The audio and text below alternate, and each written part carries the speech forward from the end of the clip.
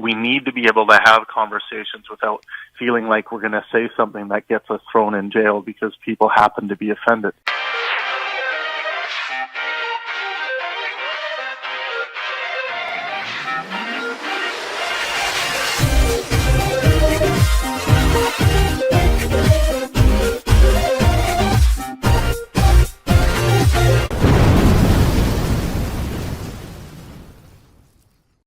We need to be able to have conversations without feeling like we're going to say something that gets us thrown in jail. Hello, everyone. Welcome to the third episode of the Royal Rumble. Today, we are short another man. It seems like we're just being shot down left and right by the woke regime mob. First, they got John and sent him on vacation. Now they got Thomas and sent him into the death zone. But we will persevere. And so you got, obviously the best three of the bunch. Me, obviously Don. We got Masha, and then we got Tart, who apparently loves I'm to not be okay bottom. with this ordering. I'm not okay. Wait, and No. I'm not okay with this bottoming. No. Damn you! Love You did it. that on purpose. Okay, how would we do? How would this do? Take it. Egalitarian. We're egalitarian now. We're all We're all. side- I'm a side- supremacist. What are you guys talking about? Exactly. I was about to say that's No, not no. gonna work. Masha, Masha can't be in the middle. She has to be in the. she's getting sandwiched. Like. Okay. So, anyways, I think what are we doing? Going straight into my segment, I guess. Yeah, So but what we're gonna do? real quick. So today we're going to be talking about the ethics of war. Masha is going to bring us wonderful news about red pills, pundits, all of those like simp men who think they're not simp men. And we're going to talk about Florida, DeSantis, slavery, and PragerU being allowed to be used in school curriculums? ? And so let's go Tart. Okay, awesome. To get started, I want to talk about the ethics of war. And how this relates is recently some statements have been made by DeSantis regarding the recruitment strategies and issues with our military. He claims that the woke left is causing us to have recruitment problems. This is inaccurate. Obviously, it's not. That's actually not the case. The reason we're having recruitment issues has to do with people are afraid of things like injury, bodily harm. They don't want to put their life on hold. Those sorts of concerns. But I'm going to pretend for a moment that he's right. Let's pretend that it's actually the explanation for why we're losing the ability to recruit people to the military is because the left is woke, and because of that wokeness, people are changing their attitudes about certain things. I think they're right to actually. Currently, we have what I would call a military-industrial complex, and I think that you have to have your head in the sand to not think that we have that. And on the left, people are saying, hey, we're going to unjustified wars. And so today I want to talk about, are we going to unjustified wars? Is war ever justified? Are there conditions? There's philosophers like Immanuel Kant. He thinks that we should only abide by the maxims that which we would make universal. That is to say that there's no reason we should go to war. Kant did clarify that he does think that you have the right to defend yourself, but he thought that we should never go to war, and there's not a war that could be justified that way. Others are a little bit different. They'll say it's justified in defense situations, and critics will respond, well, how do we determine what's a defensive situation? So first, I want to get started with asking my fellow hosts what they think. Do you think that war is ever ethical? Yes or no? Let's start with Don. I think it's a tricky question. Because to say like when is war ethical becomes like a difficult, because a war is not a conflict between people. It's a conflict between states. Individuals don't wage wars. States wage wars on one another. And recognize so the question is it ethical? I mean, I could conceive notions where it's ethical to go to war. Like, was it not ethical for to go to war with I don't know, fascist Germany during World War II when they were massacring people and genociding individuals? Is that not a reason to go to war? I think that's an ethical. So yes, I do think there is an ethical way to go to war. I think probably the response to that would be something like, but is that why we went to war? I think we went to war because Japan hit Pearl Harbor and we were pissed. I would agree. It was I would agree. retributive. It wasn't actually I think we've missed every opportunity in history to go to war for the right reason. Like Rwanda, the genocide that happened there. That would have been a good reason to actually go in and stop a country. But that's not what we do. What we do is we invade a country. It's almost entirely capitalistic. It's nearly entirely capitalistic now. And the left goes, hey, I don't want to join the military because I'm going to go get shot and killed and put my life on hold for what? So that companies can make money. Like, you got to think about all the resources we send, from tanks, trucks, vehicles, all that stuff that we're shipping out around the world. We're buying that from companies, right? And those companies have an interest in us going to those wars. And most of those wars don't really benefit the American people, they benefit companies. Masha, where do you stand? What do you think? Do you think that war is ever ethical? Is there a good reason to go to war? Yeah, I mean, I think there are potentially like morally justifiable reasons to go to war, and I think that it's something that humanity seems to really want to do. And the example that you gave of the Second World War, I think there was a real threat, and the fact that America joined late and had a lot of soul searching about it, and after they were attacked themselves in Pearl Harbor, like those are all considerations. I think that if you're sort of if you have a state like a rogue state, like the way the America is now, that's just like continually waging war of regime change and like cultural imperialism and so forth, then that's probably not, that's no longer moral. That's a solution in search of a problem. Your American pundits and philosophers warned you of that whole military industrial complex, but nobody wanted to listen. So it's a self-perpetuating, it becomes an all-devouring creature, and of course something like that can no longer be moral. Every Yeah, time, what do you guys?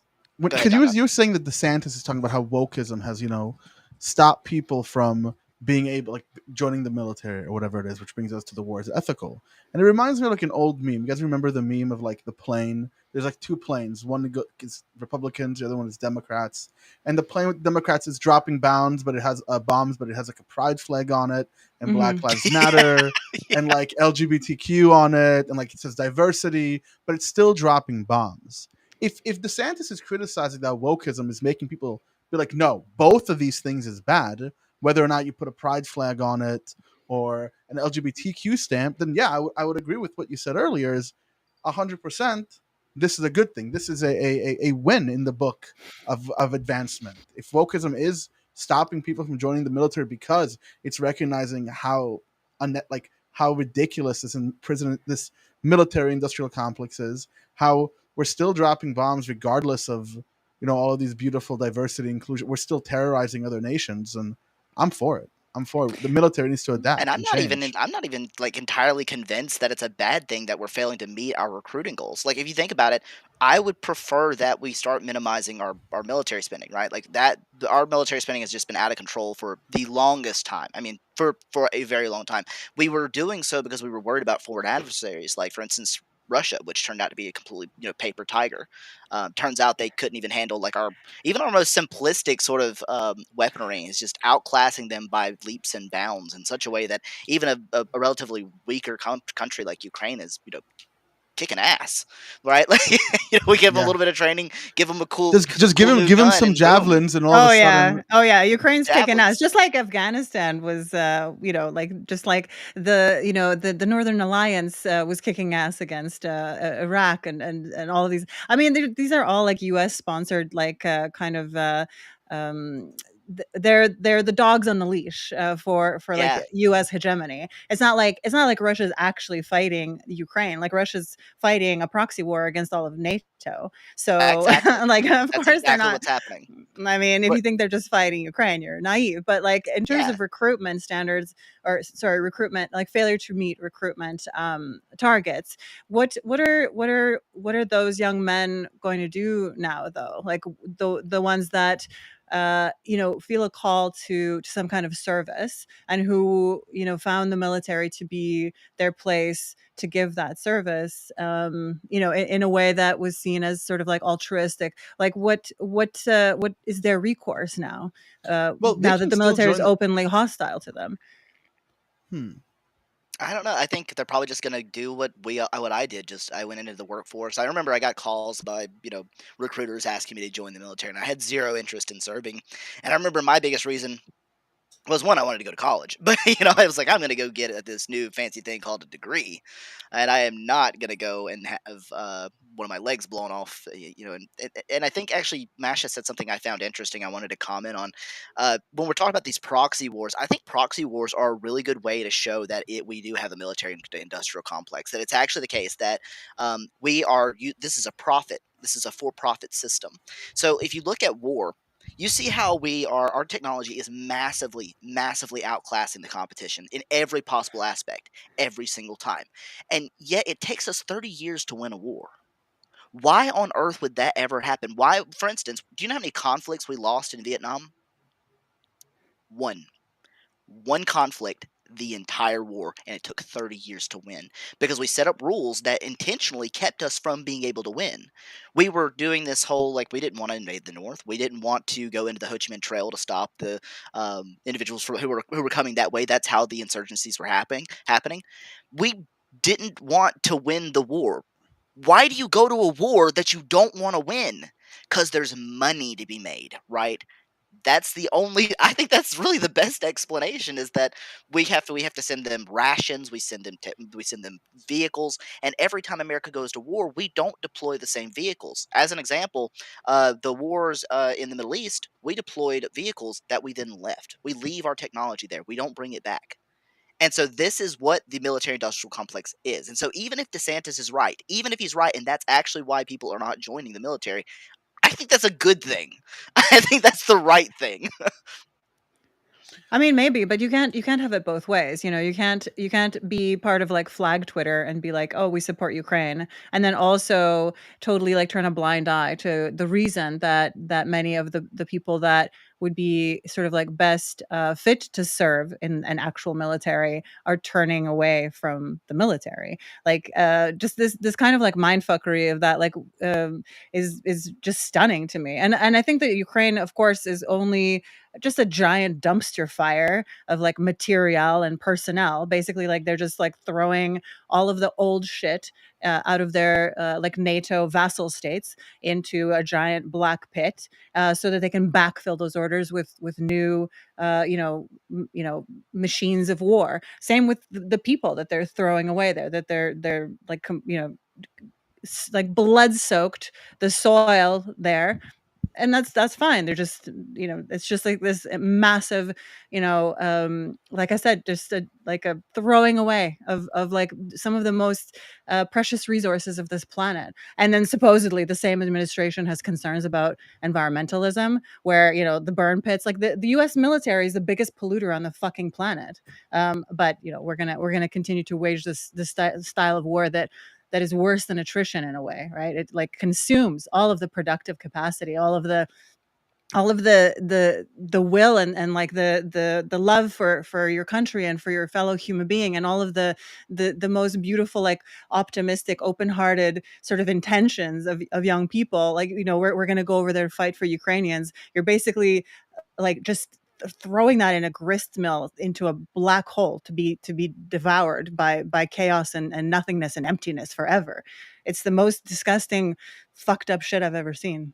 And the expanding of all the information from things like what's going on the internet. Everyone is getting information from tons of different sources, and it's becoming increasingly difficult for particularly countries that don't want they don't want their citizenry seeing this sort of information. It's becoming more and more difficult for them to keep that from happening. In Russia, for instance, there are reports that their people are just being sent to a meat grinder, and they're sending back to their families, saying, "Hey, they didn't even have proper equipment during the winter for them to be able to sleep comfortably. They were sleeping on the cold ground, and that's the kind of cold is just a different sort of cold than what we have here, right?" And so that sort of information is circulating, and I think that's a good thing. But what I'm hopeful for is that with us missing these recruiters, with us missing those recruiter roles, hopefully it will motivate us to change our tactic around war, because now the eyes of the people are open and they are woke, Well, there's also So another aspect. It could really be that people are also seeing the care veterans get after war, Mm. the That's mental true. health care they're getting. Right, there's a whole thing. I mean, John Stewart was like John Stewart, out of all people, was spearheading this movement. Like that's where it got, where John Stewart needed to do it. And what is it Yeah. with the Republicans when you bring up, like, say you say something like, "Oh, we should help homeless people," and they go, "We should help veterans," and it's like, yeah, but you don't. Like, Yeah. you say it, and then, but what do I you mean, they do? didn't. They all, most of them voted against it, actually. So not just. I mean, but I want us to go back to, like, oh, the Ukraine, the meat grinder. Hmm. Some people do make like a realist argument that said that, says this. They kind of say this. Well, if we don't do it, then what is the alternative? Do we just let Russia invade? Do we just let China expand? If we lower a military presence, does that not create a a literal power vacuum, a military vacuum in the world? And what are Hmm. the outcomes of that? And how do we politically navigate that? Can we simply reduce the power of a military without developing some sort of like diplomatic system to negotiate these conflicts in a way that doesn't have to deal with threat or power? Well, originally, I think, that's essentially what the UN is intended to be. It's supposed to be like this Mm. negotiation strategy where we're all working together. And Masha's going, don't say something naive, Tart. I know what you're thinking. I know it doesn't work, but that's what it was intended to be. And as much as I don't like Trump, I'm not a Trump fan. I'm never going to be a Trump fan. He did say one thing that was correct. He did it the wrong way. He was pointing out that. These other nations, the other NATO alliance, and things like that. None of them contribute. When we look at these big organizations that are supposed to be the replacement for America as the world police, no one except America puts enough forward. Everyone else just kind of like just rides on our coattails in these situations. But why? That's because Because well, American because corporations, we're the well, ones doing it. Yeah. multinational, globalized like economy Yeah, wins. That's what wins. America neutered NATO and the UN when it became not helpful for them when they were doing proxy wars in the 60s and 70s and 80s. They didn't want the Hmm. UN. Like, for example, the United States wrote tons of rules regarding like immigration, tons of rules regarding like wars, and then just broke them. We still break immigration rules till today with our southern border that we wrote in the UN 70 years ago. So the weakening of the UN and why it doesn't have the power that it does is because the project America itself began, America decided to dispose of when it became the strongest, Mm. when it became Well, the most powerful. America has several problems there. Like one of the problems is that the Bretton Woods institutions that arose in the post-war period were like internally actually always cynical, right? As much as there was this sentiment at the time of like never again, and we're going to make sure that there isn't ever a world war. It just basically like laid the ground, like opened the door for America to become world police. And so you've had your state, your like federal government, regardless of who the technocrats in charge are at the time, the forever Washington, the real power behind the power, the civil servants, are just continuing to expand that sphere of influence. And of course, Yeltsin was a CIA groomed and like vetted, leader. So is Putin. So like it's all puppetry. It's all like you're all just playing yourselves against yourselves at the end. And in fact, the Hmm. only way forward I see actually, like, to kind of like look into my crystal orb as like a Balkan witch, for sure, the Russians and Russia, like, the old USSR, that kind of that animal and its vassal states are just going to be folded under the sort of American sphere of influence, but it's really just like the globalized, financialized economy that's like dehumanizing everything and basically trashing the planet as quickly as possible. That's deindustrializing Europe right now, deindustrializing Germany, and will continue to deindustrialize the US, and will continue to impoverish you and stomp on your necks. So good luck with that. Bringing it back, since this is the philosophy segment, there was a really fantastic debate I saw on a show called IQ Squared. If you've not seen it, it's really awesome. You find it on YouTube, and they were arguing that America should be the world police. And it was the boldest thing. I was like, wow, how could you even say that? And then his argument was really interesting. He said, you need to, in order to say that America should not be the world police, you need to believe either that there is a better candidate, someone more qualified who could perform this duty of policing the world, or you need to believe that the world doesn't need a police. And I think both of those are problematic, and it kind of scared me. I was like, wait a second, he might be right. Oh, like that's a really compelling argument. It's like I don't know that there's an organization that could really take over and do so justly. But I can't commit to saying something like that the world doesn't need a police. I think it's evident that the world does need somebody to step in. There are things like genocide. Think about the justifications we were talking about earlier, like fascism. Fascism is a specific kind of ideology, and we were like, hey, we should fight that, right?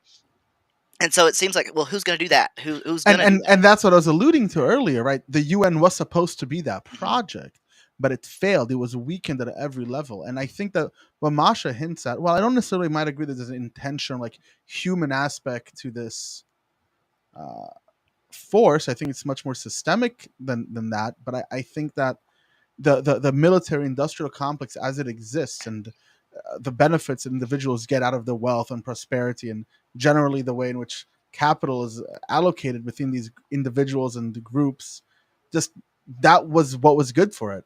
Was no, weaken the UN so we can continue selling bolts or the size of quarters for $200,000 to put on F-16s, and then send those to Russia so they get destroyed, so we have to make more of them.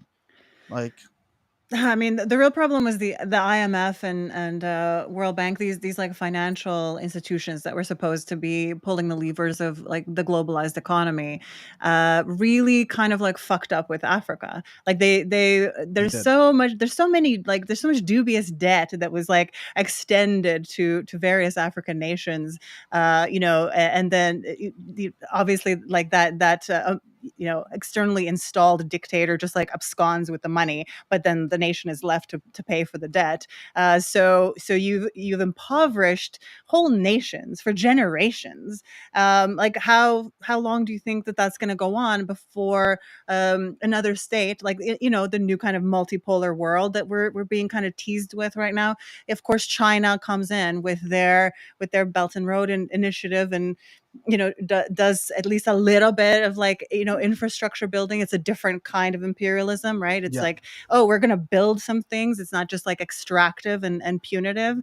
And I mean, Greece, Germany failed to destroy Greece in the Second World War, but a few years ago, I don't know if you remember, under if you want to read something interesting, you should read Global Minotaur by the former Greek foreign minister there, Varoufakis. It's an interesting study in how to completely hollow out like an economy, and one of the things that did that put German technocrats in charge of Greece, the oldest democracy on the planet, was that they went into dubious debt in order to have interoperability with other NATO nations. So they were buying a bunch of fucking stupid like war machines and war planes and shit like that. That's the source of their debt. That's why they're now continuing to be tortured by these like international monetary technocrats and like facing all of this extractive, punitive, what's the word, the nice word for when you're like tightening the belt on a whole population and like stealing from their pensions, and I don't know if there's a nice austerity. Austerity. Classic I was thinking austerity there's a nice word for this. Yeah, I don't think there's a nice word, but it does talk about, takes us back to what Tart said earlier about, the other countries aren't putting as much in. Well, yeah, they're also not as rich as the U.S. If we're expecting, they're also not getting as much out. If we're expecting a country like Greece to be able to buy these NATO weapons, well, they can't do it. So the richer countries should do it for them. It would be like asking Kentucky or Tennessee to go ahead and fund its schools to the level that New York, California, and rich states do it without any federal funding. It'd be impossible. You would have to put them into debt. This brings into question what is the issue? Why does America not want to do that? I think there's something going on with my camera. I'll have to fix it later. But I think that this brings into focus that there's a sort of a divide happening in the Western world now. There was a time where our interests were largely aligned, like America, Europe, most of it at least had some degree of aligned interests, and we're seeing a divide, and a lot of that is ideological, partially because America has been shifting further and further to the right. That's one of the biggest ideological divides, is that we have failed completely at moving to the left, and even the left in America is really just diet right wing. Like if you talk to anyone from Europe, they're like, that's just diet Republicans. Our liberals are diet Republicans, and that divide is causing us to like have some major distinctions and differences that I don't think we can really account for, and that's why America isn't willing to fork the bill. Who's going to say, hey, look, you have goals that don't align with mine, but I'm going to give you the power that I have, aka my money. Here you go. Who's going to do that? I wouldn't do that. I think that would be a bad move. But at the same time, I think that if there could be this shrinking of the ideological gap, um, that's a big thing to. What do you guys think? Do you think there's an ideological gap there, or have No, we it moved doesn't away from matter. each There's other? no the ideological kind of like aesthetic overlay is completely irrelevant. Like what you have is end stage capitalism that is like failing to get its legs under itself. It's like you've propped up all these zombie banks with like just endless quantitative easing. I mean, I'm not going to go into like the minutia of this, but like it's a self perpetuating system. The ideology doesn't matter. It's just a like a distraction. It's a stage show for you all to decide that you're going to put on a blue jersey or a red jersey. It doesn't fucking matter. It doesn't matter at the end of the day. There's no ideology abroad that America brings other than opening new markets and doing regime change and stomping around the world, killing, in Yemen, everywhere. All of its vassal states just want to destroy and kill and I just want to get your take on something, Masha. Actually, you bring up regime change there, and I'm just curious. So we have basically two options. So you've talked quite a bit about these like regimes, these people who like they take out billions of dollars in loans, and like they take those and they just run. Like these dictators just take it and they run, right? And leaves that country in a really shitty situation. We really only have two options here. Either we should invest in regime changes for regimes that are like that we think are problematic, or we shouldn't. And I think both is kind of a shitty option. Both of them are kind of shitty options. You We've been shouldn't. On replacing what regimes, and we've grounds? been just Like, on what failing at it. grounds is America empowered? On what grounds does America have the moral authority? America is in control of nothing internally. Like you're facing a government that's hostile to you fairly openly. Like they refuse to give you even like the smallest bit of like They refuse to give us healthcare or health. anything. They refuse to give us health Nothing. care. They Yeah. refuse to pay for a higher education. I Yeah. mean, but this, when we were talking, there's no like ideological difference. The ideological difference among like Democrats and Republicans usually fall along somewhere the lines of, is academia good or bad? Like that's the Yeah. major one. That it's kind of. But at the end of the day, it's how do we solve this problem? Oh, pay banks to put more money. How do we solve this problem? Throw more money at it. Oh, we don't have enough homeless people. Trickle How do we down. do it? Throw more money. yeah. Throw more Trickle money. down Throw more money on it. voodoo economics. Mhm. It's not. We're having too much car. Like for example, we're having too much cars driving into cities. So I have an idea. How about we make public transportation better by literally trying to sit down and figure out how to make public transportation better? Or the solution is put tolls inside the city or throw more money at it. That doesn't solve anything. And that's kind of the only levers our federal government has. Whether you're Republican or Democrat, they're just throwing money at the problems they want to fix. That also no longer matters. Like there was it Janet Yellen or some other sort of technocrat in charge, putatively in charge of the economy, said that basically there's no limit to the debt ceiling because kind of money's more or less fake. Like they kind of admitted it. Like right now, circulating in the globalized economy is an amount of like value or an amount of like sort of like financialized assets that would actually take like several thousand planet Earths to backfill. It's all fake, like, and it's all on the verge of collapse all the time. And it's only by virtue of you all continuing to believe in it that it continues to run. So Yeah, that's it's true a of death throes. that's true of currency regardless if it's built up in a Sure. coin or it's built in any type of note or trust. I think when they're talking about you can't run out of money is because the United States it's a fiat currency. The Right, but country makes the globalization was money. always just about globalizing American, liability, financial liability, and like the complete fantasy of like perpetual growth, of like the complete disconnection from material reality that Yeah, it's like was obviously like we built can't into grow that forever. system, right? How? So How could Yeah. you do that? Where is that even remotely possible? I have no idea. Yeah. But going back to what Don was talking about with the school and the education, like the whole reason the United States it's so expensive to get an education here is because we rather than taking it away from the private sector and making it a public sector sort of service that we do, right? So you have the right qualifications, you're the one who goes to school. Um, Instead, we decided, well, we're just going to put it in Fannie Mae, Freddie Mac, that whole thing. And we thought that if we used them and had them send loans, but if it's still a for-profit system, which means now you have loads of money. You've got children taking out hundreds of thousands of dollars in loans, and you think for 1 second that these institutions aren't going to go, I could make a lot of money here. I Of think I course. will. Of course. Perverse Who incentives wouldn't? all the way around. I Yeah, mean, of course.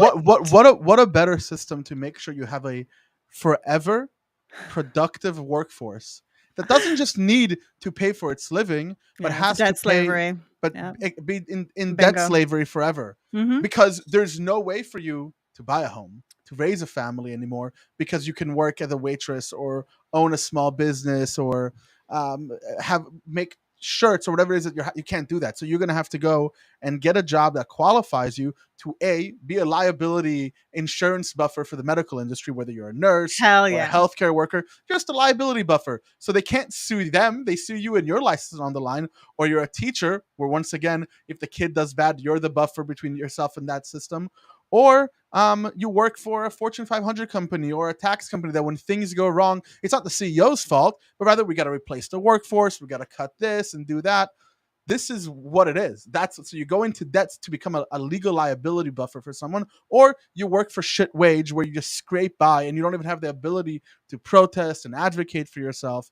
And this connects back to the military exactly for that position, because people are tired of having to go to the military for them to only get pushed back into some other bullshit system where now they're still slaves to everything, and go and put their life on the line and not have the healthcare they need, coming out with psychological adverse effects out of literally being shouted at and turned into a fucking robot with your head shaven. No one's interested in this.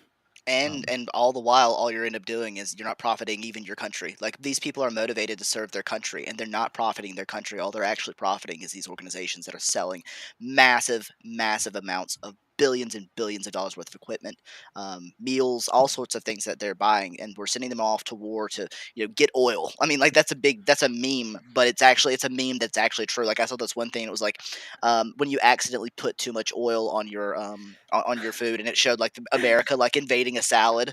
And Oh my god, But is America if it was just that would be McDonald's? great. Is It's not even. America You just guys aren't even literally getting McDonald's? oil, right? McDonald's.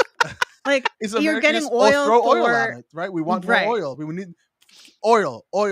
Yeah, America is just McDonald's. But it's not like No. you're nationalizing that for yourselves. It's not like gas got any cheaper for you all in the No, US, gas is No. still right? super. So What drives who's me? it for?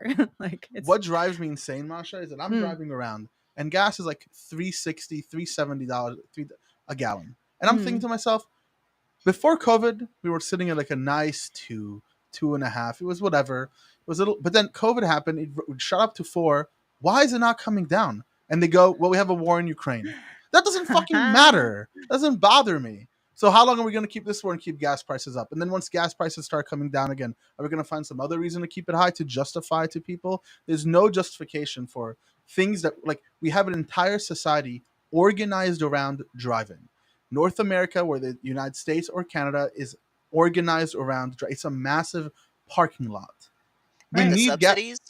subsidies that we put into the oil industry, there's no excuse. We're paying for the gas twice. That's what it really amounts to. We put all these subsidies into these big companies. We pay them out billions and billions of dollars to keep gas prices low. But all that ends up actually happening is that we are paying for it twice. This Mhm. happens in the medical industry as well. Like for instance, 40% of all R&D for like big pharma and stuff like that Mhm. is paid for by tax dollars. So you and I, Don, okay, you're not an American Masha, you don't count. But I pay you and I, taxes. I pay taxes. no, I said you and I, Don. This counts for us Mashes in Europe, so she No, doesn't count for this. No, But she left Europe to come to America. Realized it was a shithole. wait, I went up to thought you were Canada. still. You're not still in Europe. Never mind, I was I'm wrong. occasionally in Central Europe, yes, but like Okay. my kind of like home Never base right mind then. now Maybe is you're paying taxes here too. But if you No, are, Canada. I've paid a lot of taxes in the US. Let's okay. get that clear. That counts. That Yeah, counts. But I we're 40%. What we're doing is we're paying into these big pharmaceutical industries for research and development to develop new medicines. That is a great idea. We should definitely be doing it. But then they turn around and the whole point of the patent system is so that they can earn back that research and development. But we're paying for it.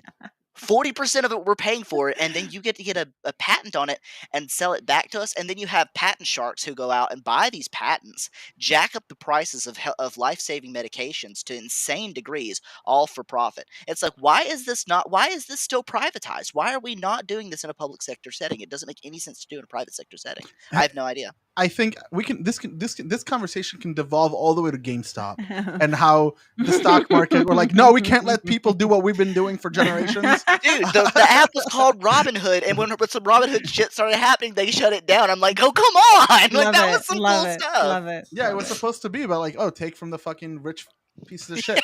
Take from the rich, and then they're like, oh wait, shit, they're actually taking from Yeah, the but rich. we can talk about Abort. we can talk about American shithole capitalism for forever. So, Always. but let's keep it with DeSantis because Masha always gets the last word because their shit's always the spiciest. But let's go talk about what's been happening with Florida right now. Mm. On to Don's segment. On to my segment. Yeah. So basically, I think I have screenshots of this. Let me try to pull this up. So Vice President Harris said the other day, she tweeted specifically, this is what she was trying to highlight. She wrote this, there's no round table, no lecture, nor invitation we will accept to debate the undeniable fact there was no redeeming qualities to slavery. What is she talking about specifically? What she was speaking about was a specific statement or segment that was, let me pull this up, that was inside the Florida course guidelines for American history, which reads like this. Instruction includes how slaves developed skills which in some instances could be applied for their personal benefit. And a lot of people got really angry with this statement because they say, what personal benefit does anyone develop being a slave? Right? It's like a lot of Jewish people that I know said stuff like, what, my grandfather survived the Holocaust and he learned how to be resourceful. He learned how to make soup out of potato peels, which has personally benefited them when they immigrated to Israel or they immigrated to the United States. That is something that people were really mad about. But on top of that, for the Florida education was even more heat because AP Psych, the College Board, came out and said that AP Psychology cannot be taught in Florida legally, and they're going to pull the course out. Because if you cannot mention transgender people, queer people, LGBT people in schools for like people in high school, then you can't get accredited for a psychology course that would be a college level course. So like my question is two-part here. Do you think that the original statement around personal benefit for ex-slaves makes any sense or can be interpreted charitably and really does represent anything in history? And the second one is, what's going on with AP courses? Is Florida education suffering? Are they hindering the children in the future in a way that's going to be irreparable because they're not letting educators educate and they're acting in a really authoritarian way, right? The title is Big Government Florida Coming in to End Wokeism or whatever it might be.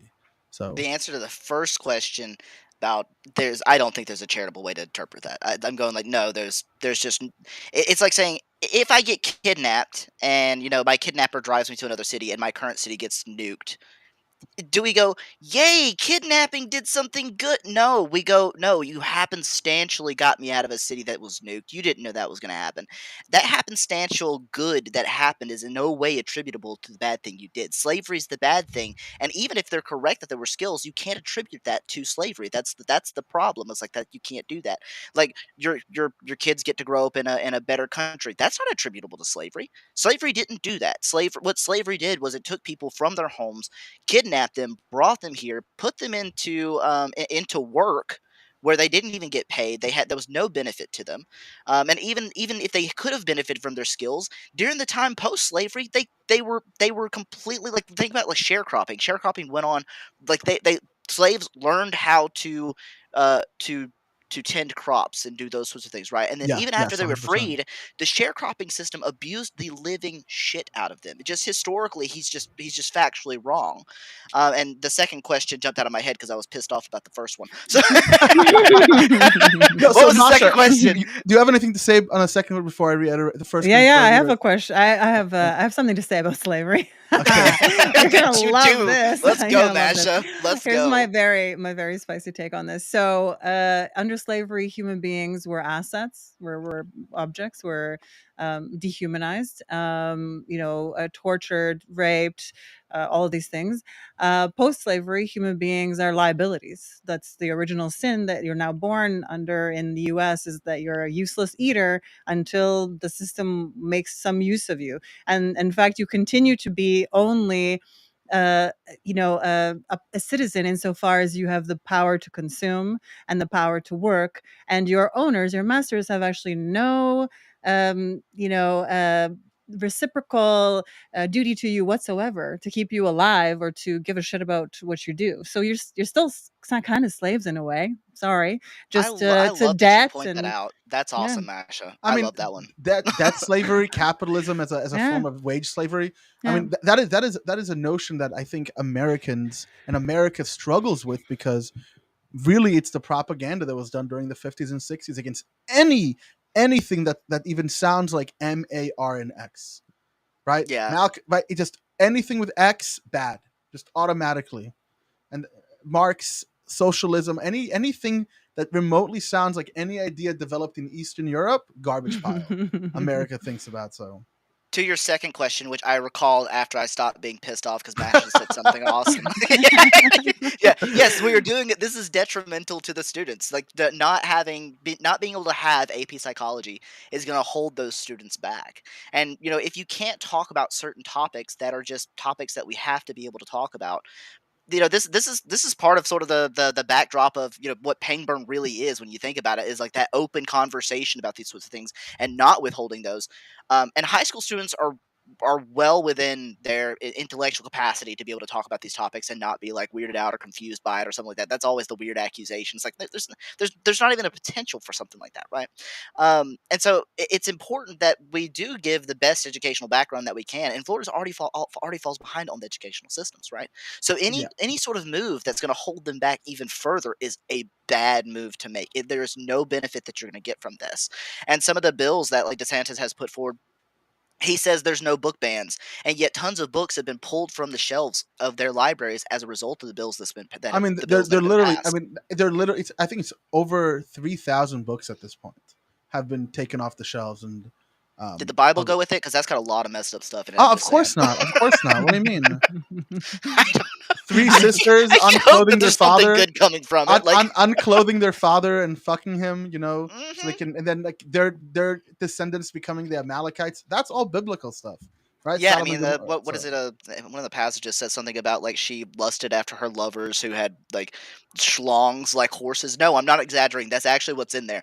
But But I that's a mean, with serious the actual. benefit of time, all of these things It's in become Kings. like legitimate religious beliefs, right? Like, yeah, look at Islam, look at any of the religion, the Abrahamic religions, right? Like, who was this Yahweh, and why is he talking so much shit to us?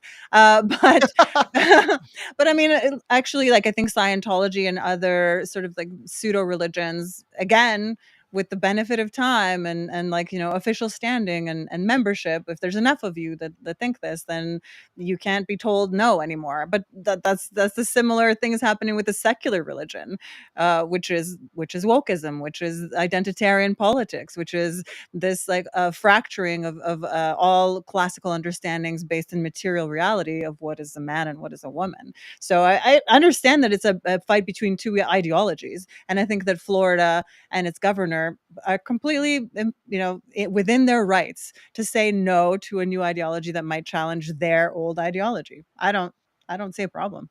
I do see a So problem because it's using a government It's using the state government to say, no, what things that are accepted by academic institutions, things that are accepted, um, realities of the world around these perspectives can't be Things taught change in. though, Dan. You and I have had this conversation. Shit changes, right? Yeah, Like shit change, the common which is understanding of why certain which is words why we shifts and changes all the which is time. why we teach it to them. But to say you cannot Yeah, even who's teach teaching? it, They're activist teachers who are not I mean, actually teaching the Versus battle. I curriculum. call versus No, Don Don not versus me and Don Don Masha. again. I was waiting on it. I was waiting to pull the trigger. Can we do a Come versus? Come on, on. do a versus. Do it with it's me, not up to just me. the It's two. up to Perry. It's up to Perry in the Perry, Perry sphere. Perry, do it. Do a versus battle. Don Don Once versus Masha again, on me this and one. Don Don. I love you guys. Gonna wipe the floor with Well, you again.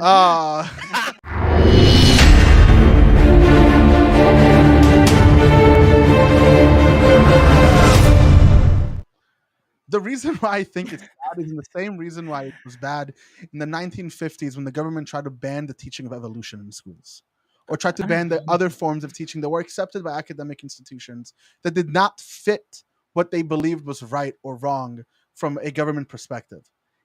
If we truly do care about education and the idea of like free thought as what the whole Pangburn thing is even about, to say that we have We're talking about Florida, not Pangburn. but I am talking about Florida, and I believe that the issues that Florida's government is doing is by telling schools and children what they cannot learn because it is ideological Well, do you think that the wokeism. only place that people learn, that children learn, are at school? Like, school isn't even about education, actually. It's just babysitting children that can't be at home because everybody in the household now has to work because of the changing economic tides. Like, that's all that is. It's like training to be a depersonalized wage slave and to respond to a bell to move from one classroom to another. If you're trying to tell me that public school does anything approaching something pedagogical or something developing of intellect, I'm going to call you a fool. I don't think that I mean, it's his purpose I'll just call you Pink Floyd for thinking you're just another brick in the wall.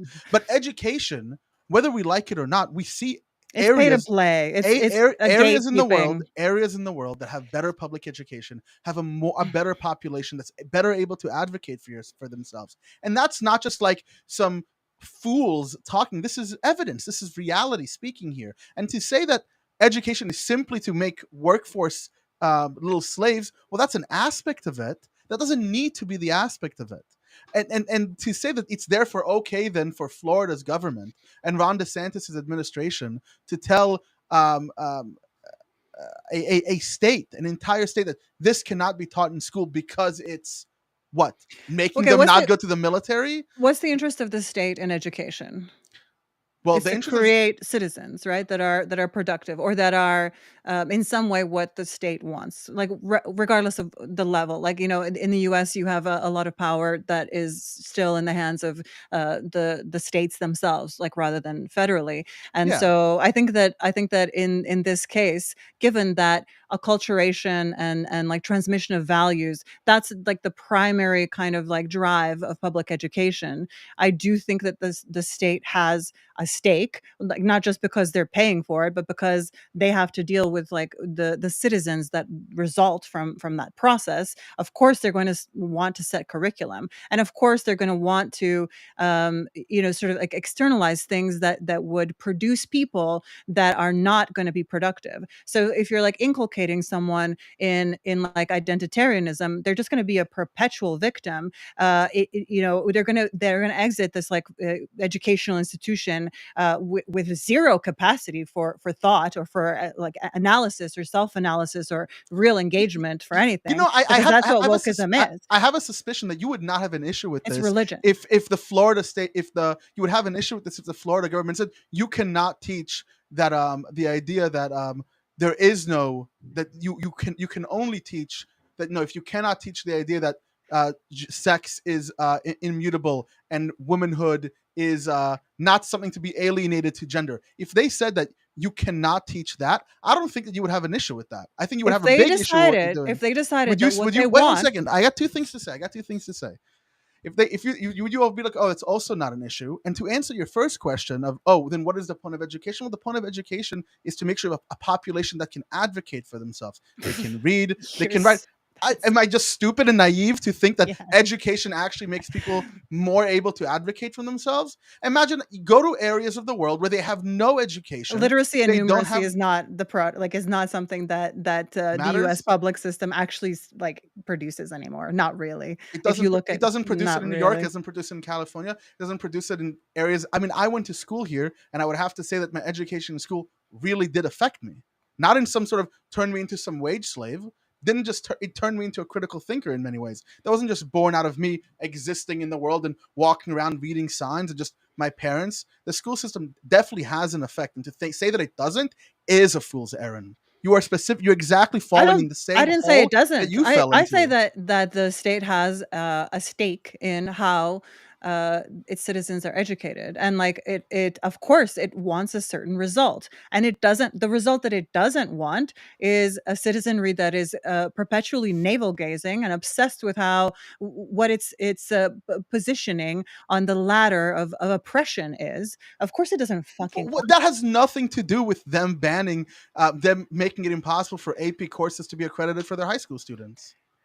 uh so there's a kind of credentialism that happens that I think is also another way that the people are alienated from themselves and from like any way of thinking that's based in material reality, right? So like That's very again, that's pedantic and autistic and disciplinary of you. oh, ad hominem, how ugly. No, I'm just saying that's what you were saying to me before, and yet you're I using would those never same say arguments such a now. thing. No, you never said such a thing. Okay, but go ahead. But Finish what you had to say. education is utilitarian. It's not ideological. Typically, I mean, it has an ideological basis, but I think that I will reassert that the state, because it pays for public education, is completely within its rights to decide what it wants as a result of that education, aka indoctrination. So if it doesn't want a certain thing, it can decide to defund it or to remove that Sure, curriculum. I'm within my right to also homeschool my kids and make them believe evolution is not true. Yes. But the Yes. question is, should I?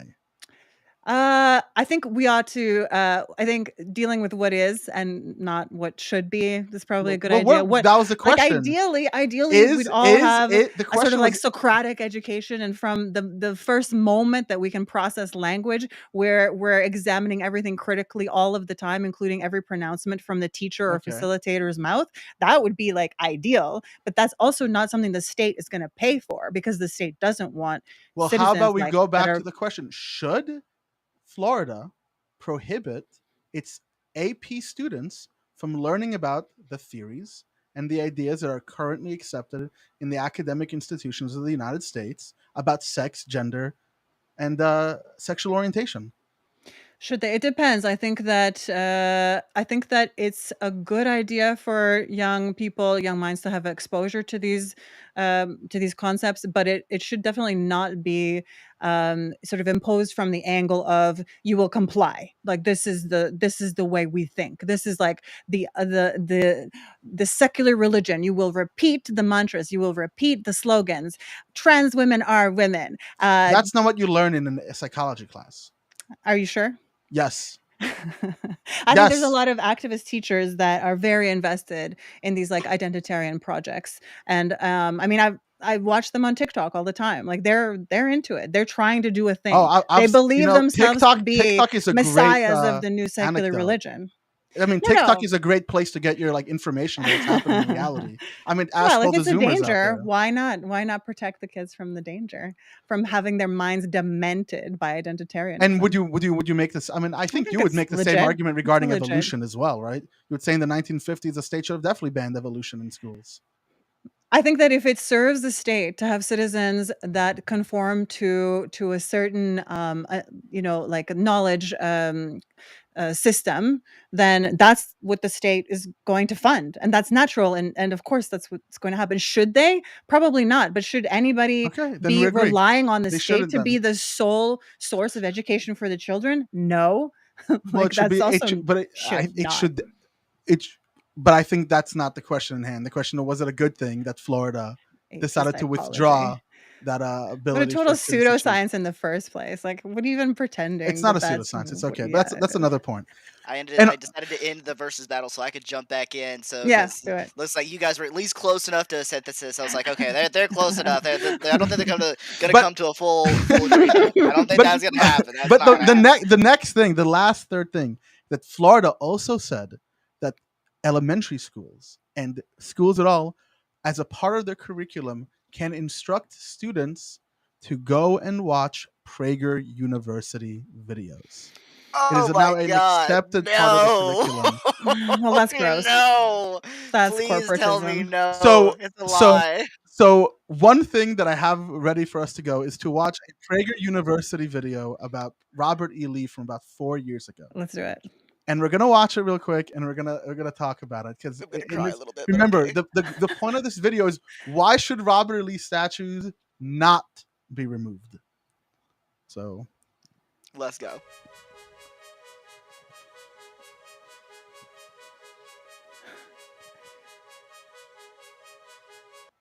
Statues of great historical figures, like Robert E. Lee, are being torn down across America.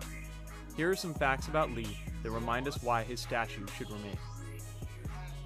Robert E. Lee was connected to George Washington through his father, Light Horse Harry Lee, Washington's cavalry commander, and his wife, Martha Washington's great-granddaughter. Lee's home at Arlington House was just 10 miles from Washington's Mount Vernon. Today, it is the site of Arlington National Cemetery. After 30 years of military service, Lee led U.S. Marines to crush the attempted slave rebellion by radical abolitionist John Brown in October 1859. 21 co-conspirators had seized a federal armory, and all of them were killed or captured, including John Brown, who was tried and hanged for treason. Lee deemed slavery a moral and political evil in any country, but considered it a greater evil to the white man than to the black race, since blacks are immeasurably better off here than in Africa. Opposing secession, Lee foresaw no greater calamity for the country than a dissolution of the Union. But when Virginia seceded in a close vote, Lee resigned his commission. Despite offers to command Union forces, Lee opted to organize the defense of his native state. After 4 years as Confederate commander, Lee became an icon of reconciliation upon his surrender. As president of Virginia's Washington College, he favored education for freed slaves but opposed their right to vote. Lee died from a stroke in 1870 and is buried beneath Lee Chapel in what's now Washington and Lee University. His legendary warhorse Traveler rests in a plot nearby.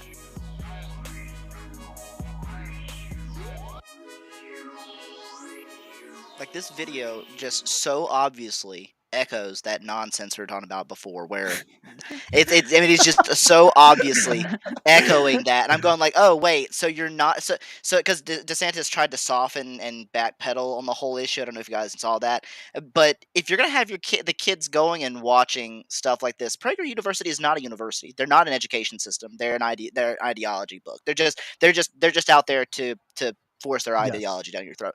And look, generally, I'm not in favor of vilifying historical figures. I don't think that that's the right way to look at history most of the time. But at the same time, I'm also not in favor of like glorifying someone who was very obviously fighting for the very wrong side. Right? This was in any other case, we would call this person treasonous, and we would have no statues involved whatsoever. That Wait, should have been the end of You it. think your Civil War was about slavery? Well, was. absolutely, yeah, absolutely. Oh, Absolutely. did you eat the false cause mythology? Did you eat that? Did you eat the? What do you think it was about, I'm not Wait, American. I'm here to listen to Is Americans it talk about about their states' history. It's all rights? good. And if it's Is it about about states' states' rights, rights? states' rights to what? No, it's Slavery. about Economy? money. Yeah. Money. Wait. But how do they keep their money? Slavery. Listen, let's move on. I'm just gonna say, I think every he's a road you Chad. go I'm down, into him. every That- road you that go down, soundtrack I was just vibing to it. So I don't go know. down any road you want to try to explain the Civil War, and it will come back to slavery. And I know this because I I got my ass handed to me. I was like maybe 20, 21, 22. I was all edgy right wing and all that shit back then, and I got my ass handed to me in a debate on this, and I was just like, I was roasted. I was like, I can't. I'm a rational person. I said, I got to change my position because I'm just dead wrong. It was about slavery. It's simple as just looking at what the Confederate States literally said. Their president was like, "This is a war about the natural order of reality, where black people are beneath the white man." This was in the secession documents.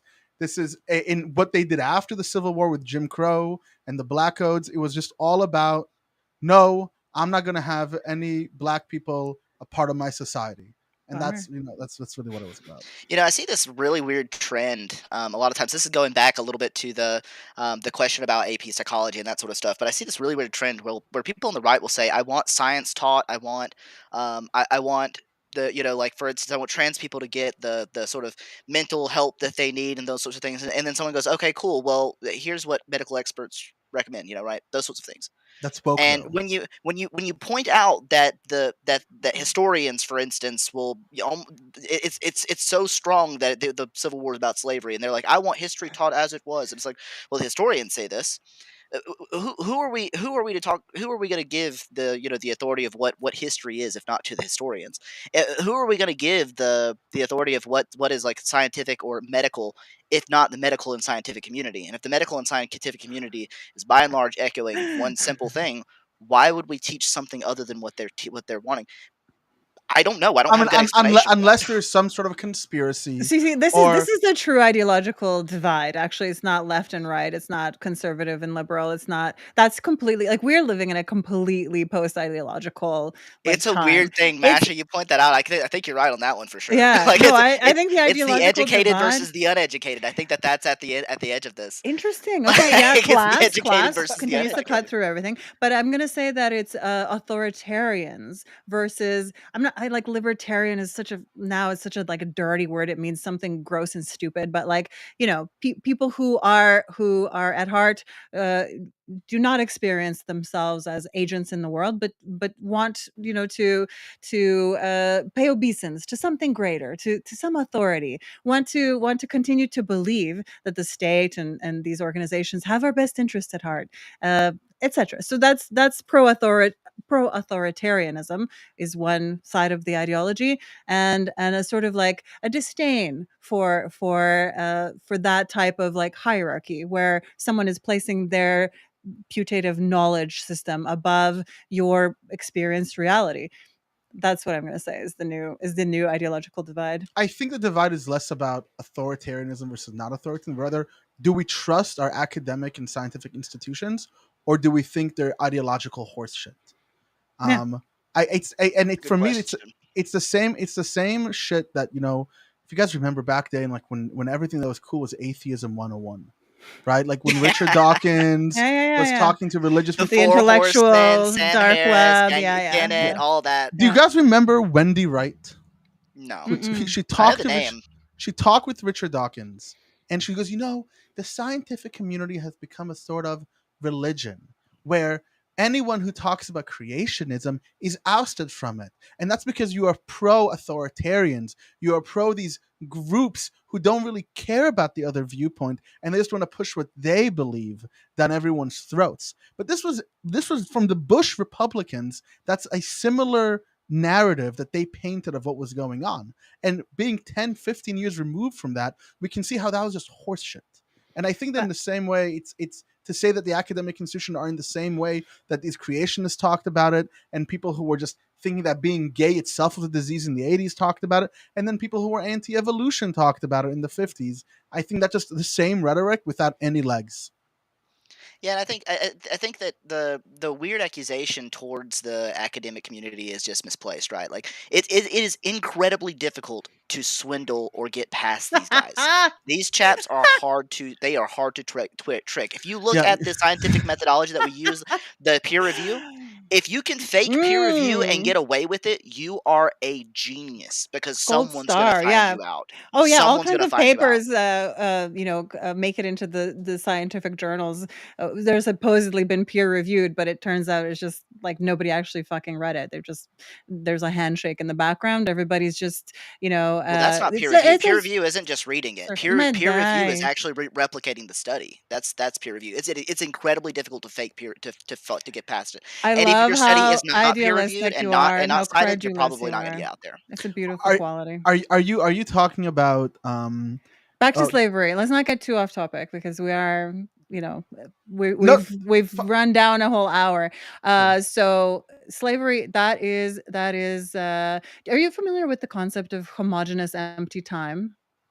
No, No. what is homogeneous empty time? Okay, I think it's I've forgotten who first posited this. So it's the idea is that there's a sort of like civilizational event, like a an event that sets the guys, the spirit of a people. So for some cultures, for some nations, that would have been the Second World War, and how their partisans fought or whatever happened there. For the U.S. and so this event happens, and then everything between then and now is sort of like empty. It doesn't tell you anything about the character of the people, that comprise this nation. It's just empty time.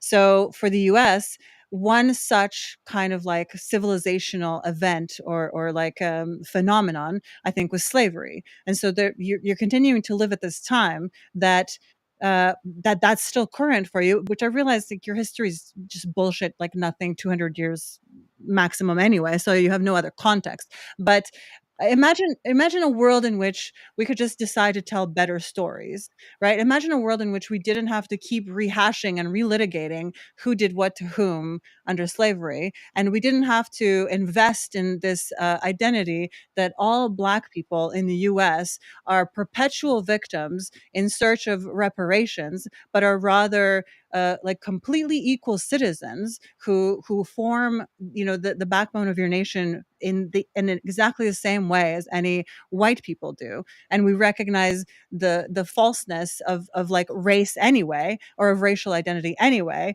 and understand that that's much more socially constructed than gender or sex are, and fucking move on. How about that? Is that a thing or no? I We think the gotta left keep going does back want to there? move on from this, but we're stuck on the topic because Florida's pulling some bullshit. Like that statement in the curriculum is the only reason we're back on this topic, right? I know, I I disagree, think we Clark. want to move on from I it. think the reason why we're on this topic is because of even after slavery, we had the Black Codes and Jim Crow and segregation and laws on the books discriminating against African Americans who are still alive today, ended in the 70s. And yet, after the 70s, America was supposed to enter a post-racial society where under the law, everyone is equal.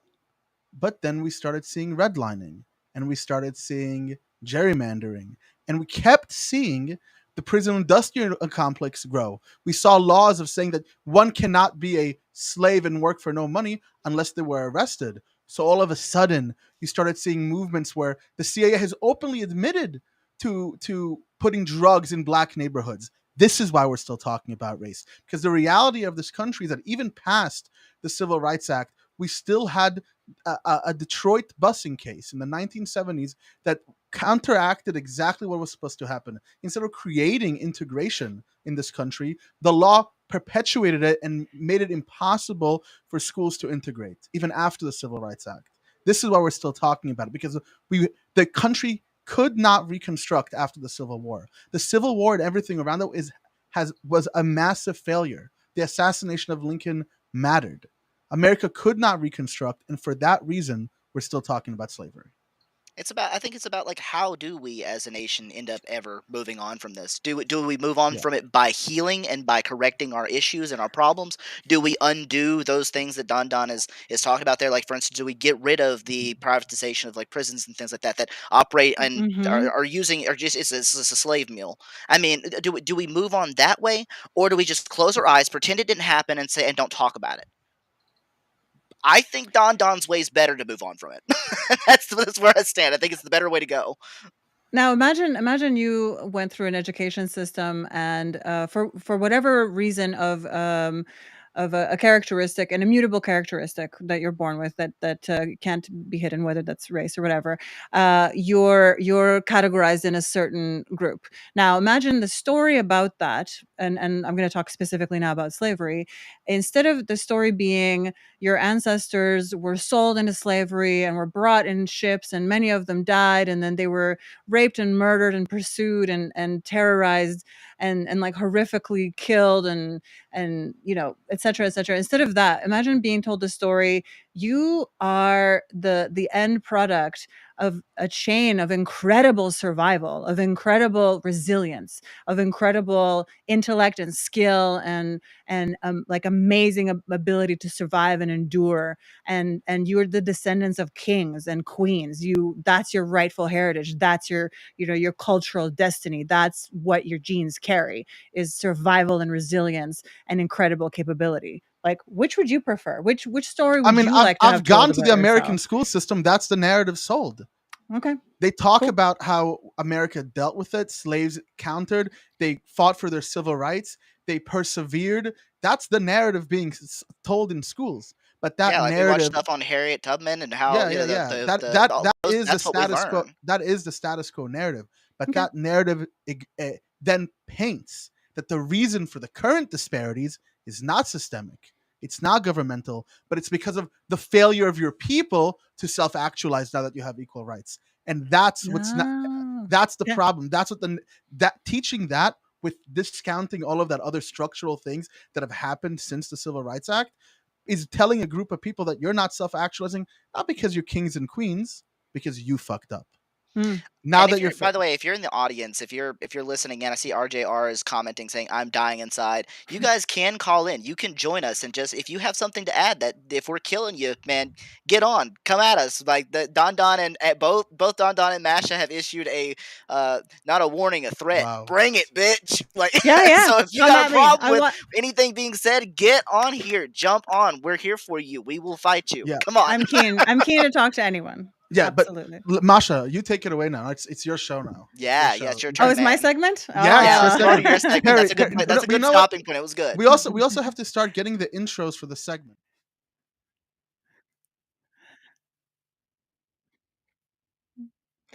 That was the intro. That is so.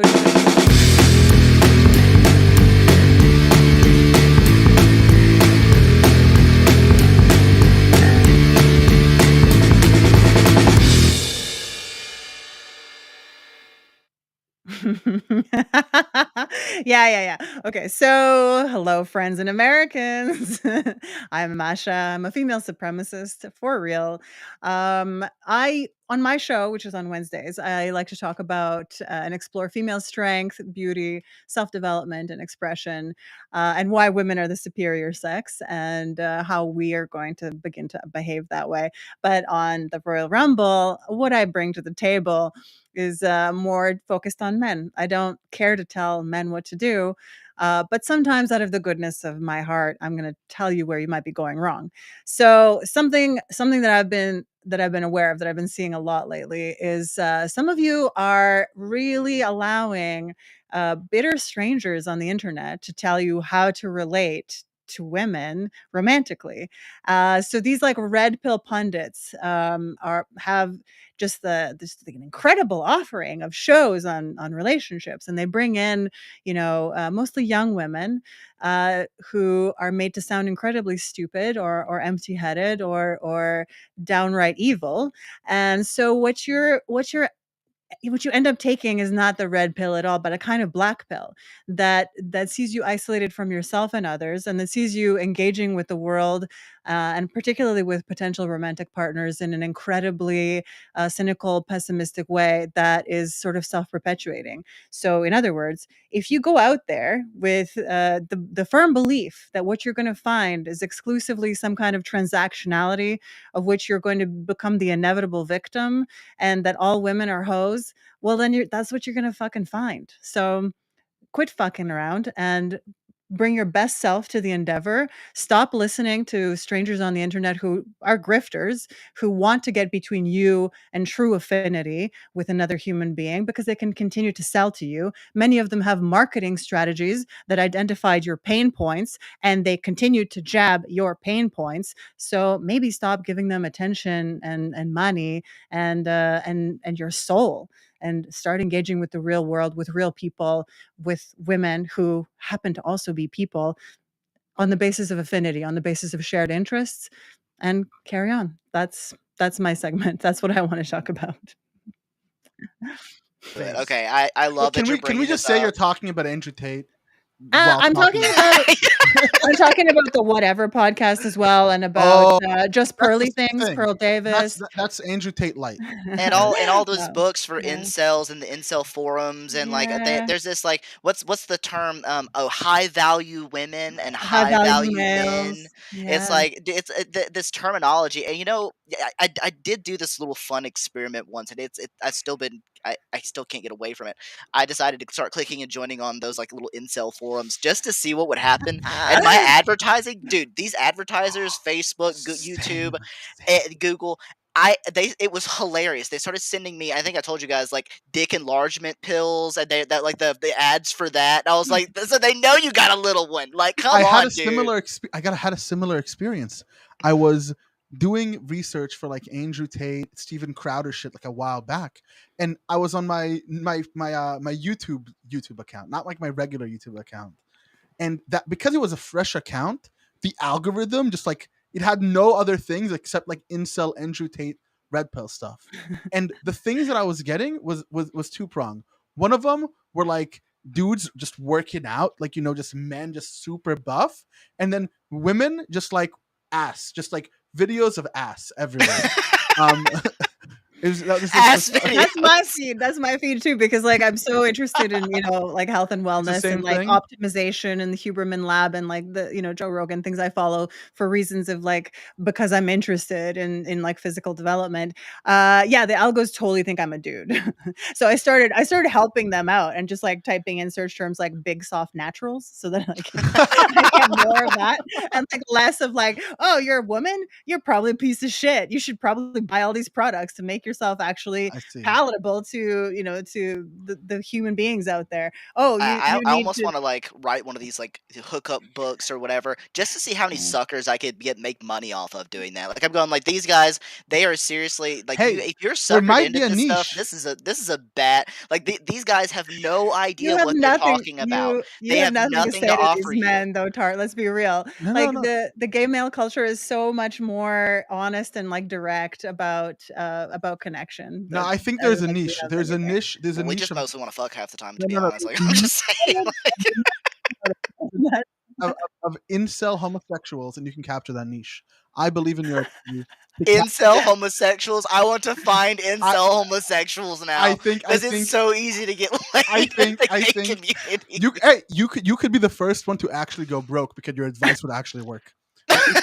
It could be a thing. It It could could be a totally be. I thing. think actually, like, legitimately, the MGTOW men going their own way, I think is kind of gay. Like, it's pretty gay. It's like, oh, don't girls are gross. Don't like, no, you don't want women. It You is a want little bit. It is a little bit gay, and the treating them as objects is just like one. It's dehumanizing. It's just yeah. strange to do that. Like, who wants to be with someone who is dehumanizing you?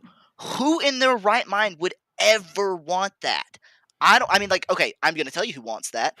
Gay sub bottoms. They love to be used. That's who. So guess what you're looking for, my gentlemen friends, that when you're reading these books, you are looking for a gay sub bottom.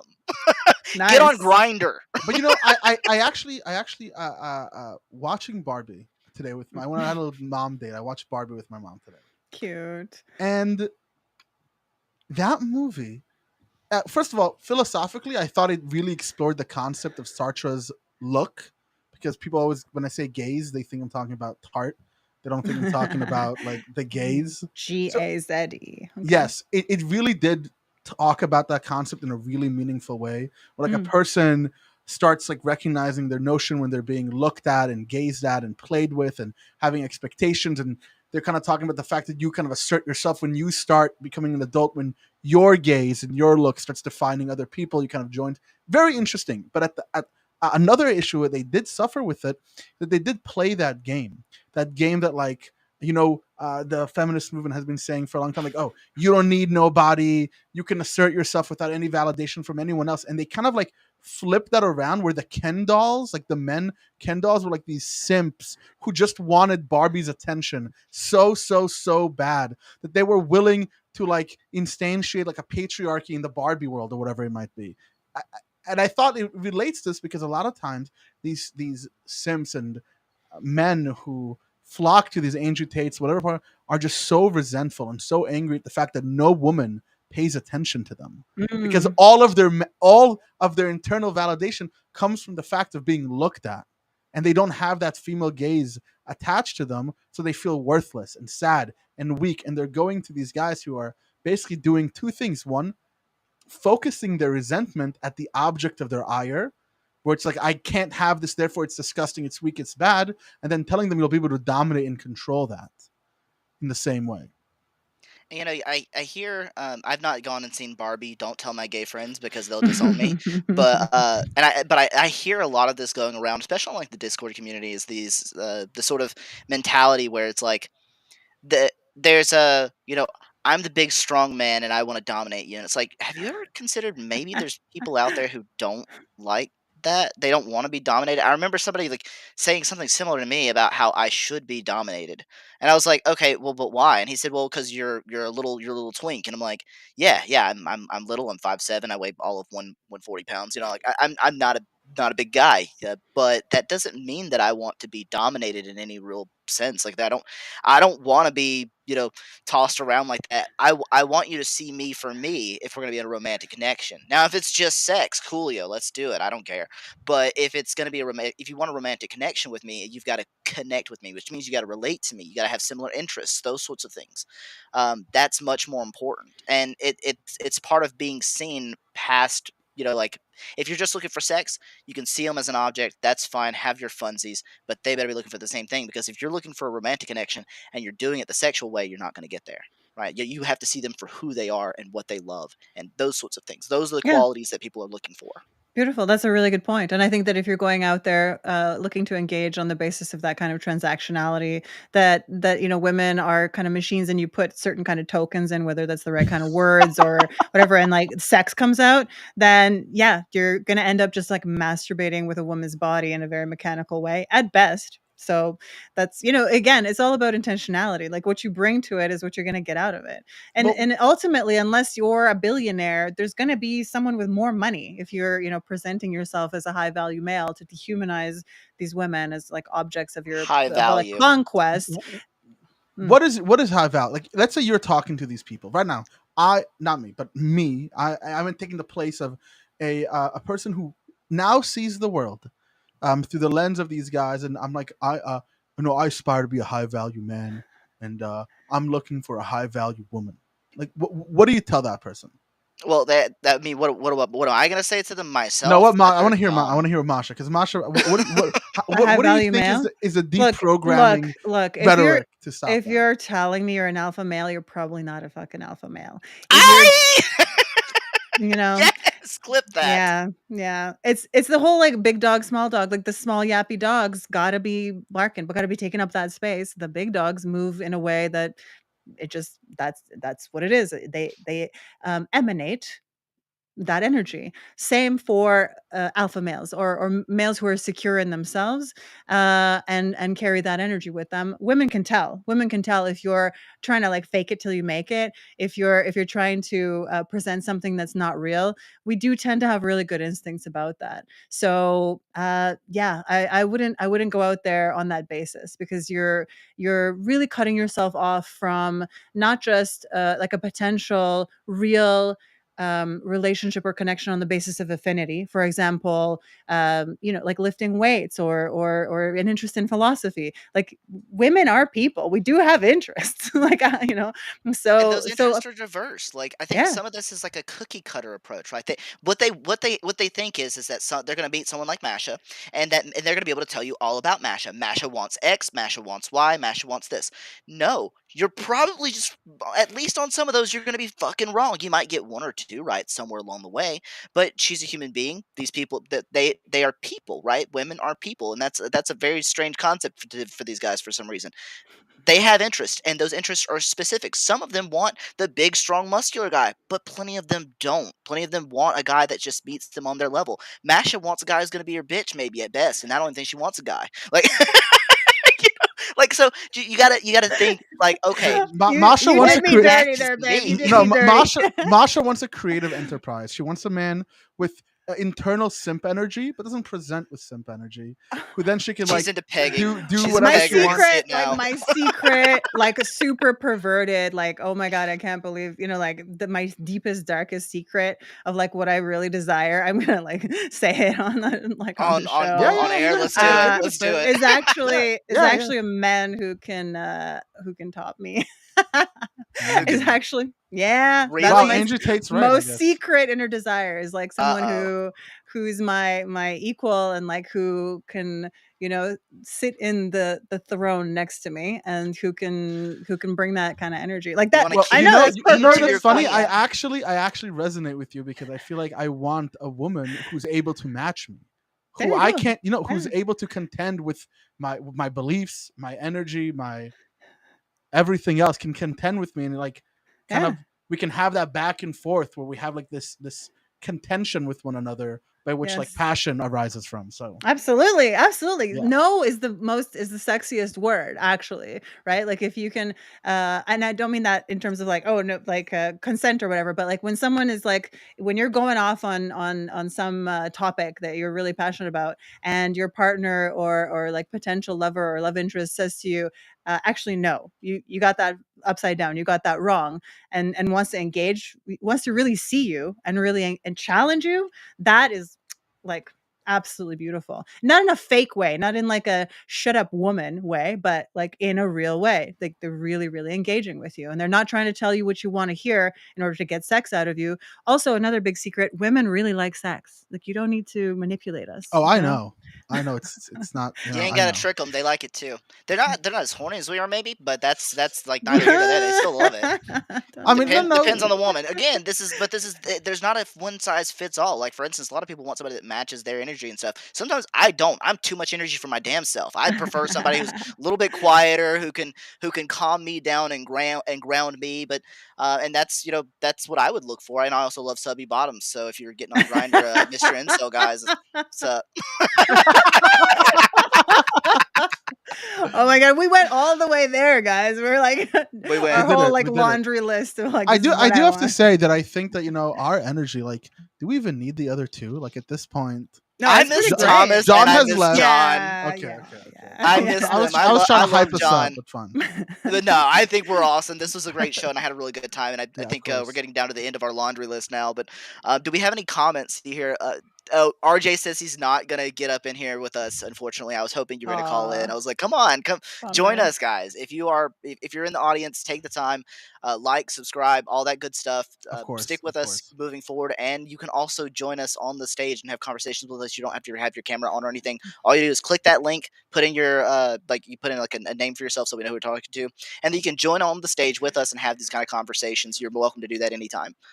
I'm going to put someone should put the Discord link should be somewhere in the description.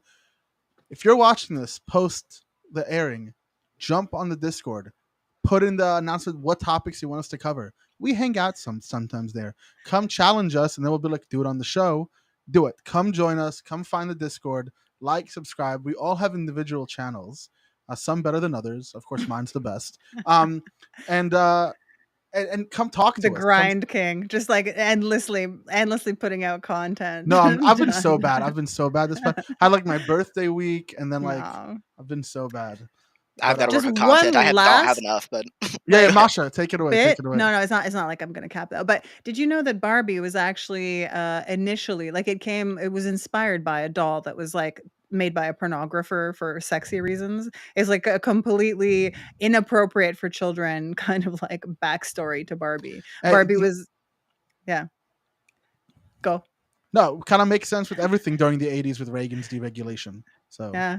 Also about the Barbie movie, something I've seen kind of more in memes and people have been discussing, like the idea that men would hate being objectified or like nope. talked like that, like they're adorable or like that's bullshit. I don't think men would ever complain about getting cat called. I don't think so.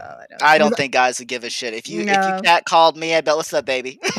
Like I don't care. I think call me. I'm cool with it. I think a big part of that movie was highlighting how even men want to be looked at and want to be desired. Yeah. Yeah, like I saw this one meme actually recently, and it was like a lot of women will complain about, oh, a one night stand. You go to dinner and then you go have sex and then you go and you leave in an Uber or whatever they call you an Uber to get home. And it was like, it wasn't a meme, it was a GIF, and the guy was like, it said that at the top, and it said, guys, if this was happening to them, and he was like, leaving with like a box full of food, and he was like, he said an empty nut sack, and he got in the car laughing like, and Oh I was god. like, that's dudes. Yeah, we want to be objectified. It's great to be objectified sometimes, It and is. It is. It is. sexualized and things like that. It can be a lot of fun. But if the other person doesn't want to be objectified, if they don't want that, then just like cater. If you want a romantic connection, just cater to that. It's really very simple. It's not about a one size fits all. That weird expectation is just, I have no idea where it came from or why it came into play, and I don't know how the hell these guys are making millions selling this bullshit. I think, I it's don't because of, know. I think it's because of COVID. I think a lot of young Mm. teenagers didn't have that development where they went to class with women and and their fellow girls, and they just never developed that. And then all of a sudden they were thrust back into that.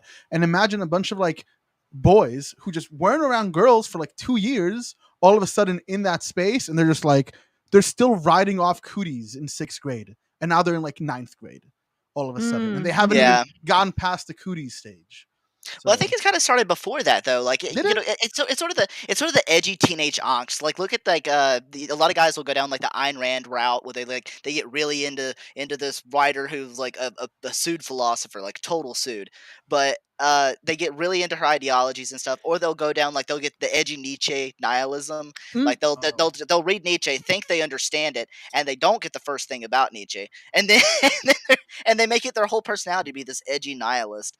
You see this a lot on Discord. If any of you guys are on Discord, like this is just like rampant on there. This edgy teenage angst, and I think it's just they don't know who they are, and they're trying to figure out who they are, and they're going down pathways trying to test that out, and they're just listening to the wrong mentors. And there's some responsibility that I have to put lay at the feet of these writers and these people who are out there. These the even entertainment people. Like it's like, look, this is morally objectionable. You shouldn't be teaching these young guys this. You shouldn't be telling them these things. Well, I want to point Um, out, if you're reading Nietzsche, I don't know if you know this, but he wrote "Thus Spoke Zarathustra" for a woman called Lou Andreas Salome, and she was living with him at the same time that she was trying to kind of cultivate another lover, and she wanted to start an intellectual commune. She was it's an interesting figure to look into. So if you want to make a grand gesture for a woman that you're into, probably like writing your own philosophical tract in the style of Nietzsche, do that. But like his reading, writings are beautiful. yeah, They're so beautiful. Like it's romantic in a sense how beautiful his writing is. And a lot of people characterize him as a nihilist, but he's an existentialist, which is about I know. it's not about getting rid of meaning and getting rid of realism about things. It's about creating our own meaning and those sorts of Yeah. things. That's the trends of existentialism. So Also, they all of just you completely misunderstand him. all of you libertarian, like at like whatever simp, whatever it is. Rousseau was one of the most original simps. So read some of Rousseau, and then maybe he'll knock you out of the libertarian phase and bring you out of simphood. But anyhow, he was a simp though. I almost joined the show saying, "Ladies and simps, welcome." Like, you trigger the whole audience. Wow. Well, guys, we are at the end of our show. We hit an hour and a half. Did it feel like an hour and a half? Didn't feel like an hour and a half to That me. did not feel like an hour and a half, but It did was for great. me. I'm like totally embattled here. I'm the only realist. Everybody else is like living in some cotton candy world where I'm the a state fantasy. is like I almost totally we like hit into so much art. truth. I almost fell off my unicorn. Like, okay, we'll wrap it up though, guys. Well, Thanks so much for joining us. Thanks so much for joining, everyone. See you next week. Peace out. Stay hard. Always. We need to be able to have conversations without feeling like we're going to say something that gets us thrown in jail because people happen to be offended.